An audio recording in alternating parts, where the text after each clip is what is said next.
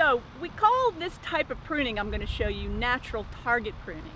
And the reason for that is we're actually looking for two targets on the tree. One of these is called the branch collar, one is called the branch bark ridge.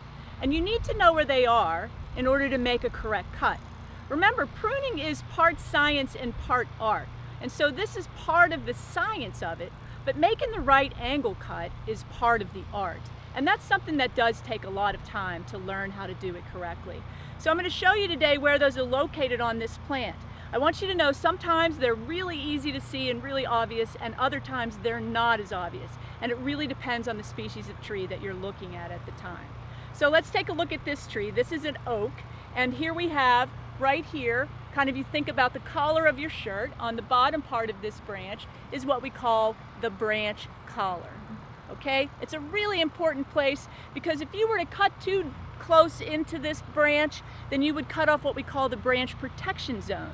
And that branch protection zone keeps insects and disease organisms from getting into the tree. So you want to make sure that you preserve that collar when you make your cut. And I'm going to show you how to make that cut in one of the next videos.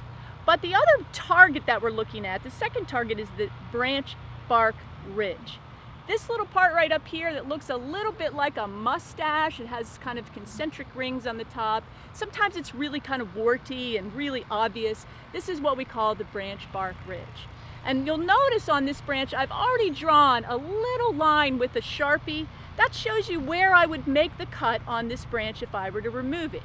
It is essentially at a 45-degree angle from where it meets that branch bark ridge. So just outside the collar and right at that branch bark ridge.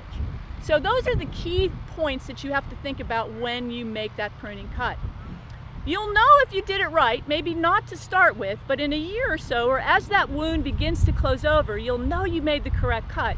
When you see kind of this wound right here, this was a cut made a year or so ago on this tree by the nursery, and you can see it looks a little bit like a belly button.